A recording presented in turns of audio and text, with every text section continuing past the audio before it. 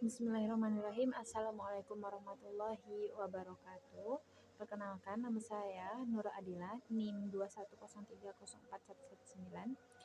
Di sini saya akan memberitahukan video pengajuan penelitian yang berjudul Pengaruh Kompensasi Budaya Organisasi dan Kepuasan Kerja terhadap Kinerja Guru di Pondok Modern.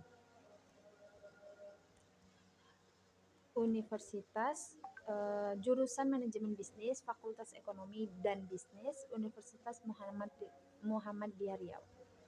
Nah, isinya bab 1 pendahuluan.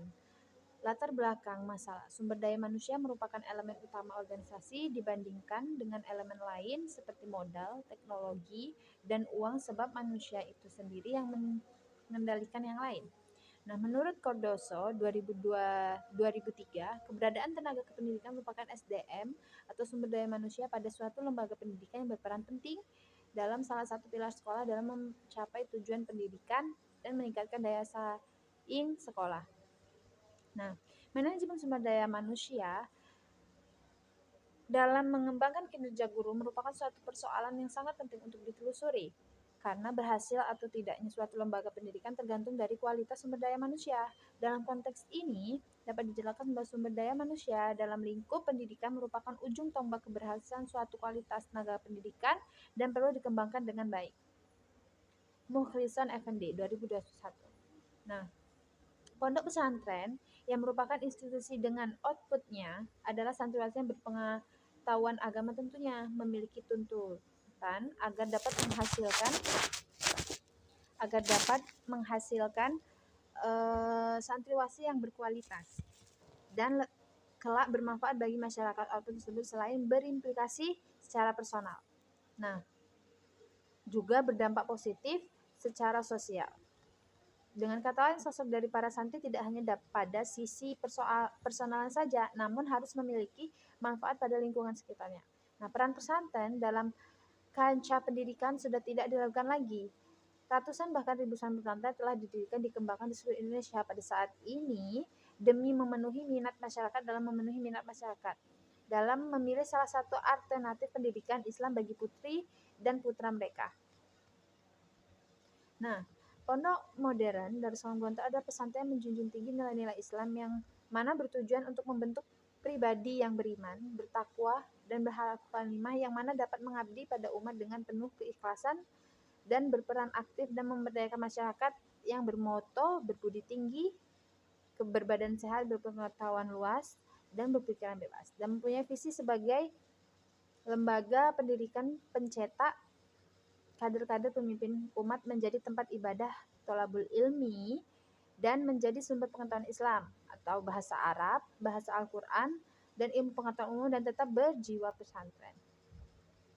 Nah, berikutnya data evaluasi kinerja guru dalam melakukan pendidikan dan pengajaran.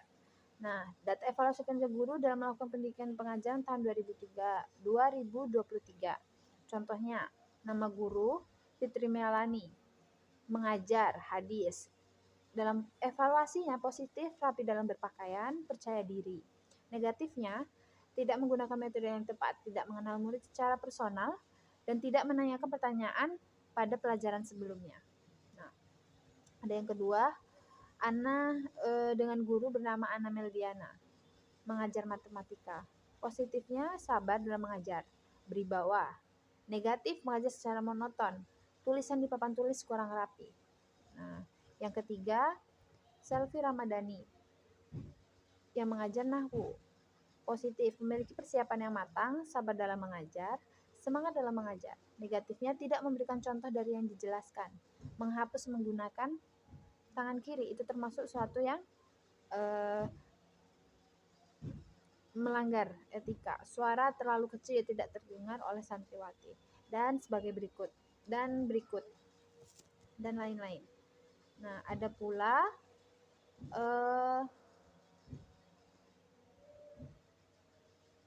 guru sekitar yang dievaluasi 30 guru. Berdasarkan data evaluasi kinerja guru dalam melakukan pendidikan dan pengajaran pada pondok pesantren dapat dikatakan belum optimal karena masih terdapat penilaian negatif, tentunya harus diperbaiki dan dapat dipengaruhi oleh berbagai faktor. Nah, faktor yang pertama yang mempengaruhinya adalah kinerja guru. Yang mempengaruhi kinerja guru adalah kompensasi. Nah, adalah semua jenis penghargaan yang berupa uang atau bukan uang yang diberikan kepada guru secara layak dan adil atas jasa mereka dan mencapai tujuannya. Nah, kompensasi adalah suatu bentuk sifat balas jasa. Seberapa besarnya pekerjaan yang dikerjakan, maka sebesar itu yang akan didapatkan. Nah, faktor kedua, budaya organisasi. Budaya organisasi merupakan norma-norma dan nilai yang mengarahkan perilaku anggota organisasi. Budaya organisasi dan interaksi lingkungan pendidikan dan kondusif merupakan bagian dari pengejawatahan budaya organisasi sekolah yang positif, mengungkapkan kultur organisasi sekolah secara positif. Positive school culture dikolerasikan dengan capaian kinerja yang baik. Sesuai dengan hasil penelitian Frianto bahwa budaya organisasi sekolah, kompetensi guru, dan motivasi guru berpengaruh signifikan terhadap kinerja guru. Nah, yang faktor ketiga adalah kepuasan kerja. Kepuasan kerja merupakan suatu sikap bahwa individu memiliki kemampuan terkait pekerjaan mereka. Hal tersebut merupakan hasil dari persepsi mereka terhadap pekerjaannya berdasarkan faktor lingkungan kerja. Di antaranya adalah gaya supervisor, kebijakan-kebijakan, prosedur, afiliasi tim kerja, kondisi kerja, serta keuntungan yang diperoleh. Nah, rumusan masalahnya dari uraian latar belakang masalah yang telah diuraikan sebelumnya, maka dapat dirumuskan suatu masalah yaitu sebagai berikut. Apakah kompensasi berpengaruh terhadap kinerja guru? Apakah budaya organisasi berpengaruh terhadap kinerja guru? Apakah kepuasan kerja berpengaruh terhadap kinerja guru? Nah, tujuan penelitiannya untuk mengetahui pengaruh kompensasi berpengaruh terhadap kinerja guru, untuk mengetahui pengaruh budaya organisasi berpengaruh terhadap kinerja guru, untuk mengetahui pengaruh kepuasan kerja terhadap kinerja guru. Nah, manfaat penelitiannya, yang pertama manfaat teoritis. Penelitian ini diharapkan dapat menjadikan bahan referensi dan panduan dan penelitian selanjutnya sesuai dengan topik yang dibahas. Ada juga manfaat praktis. Penelitian ini sebagai sumbangan dan informasi kepada pihak yang berkepentingan tentang pemberdayaan kompensasi. Nah, ada pula bab pertama pendahuluan. Bab ini membahas pendahuluan, bab 2 telaah pustaka. Yang ketiga, metode penelitian. Dan bab keempat hasil penelitian dan pembahasan. Nah, bab kelima kesimpulan dan saran. Nah, berisikan kesimpulan yang merupakan dari hasil penelitian, pembahasan, dan saran. Rekomendasi merupakan pernyataan dari penelitian mengenai perbaikan yang perlu dilakukan di masa yang akan datang terkait dengan pemasaran penelitian. Terima kasih. Wassalamualaikum warahmatullahi wabarakatuh.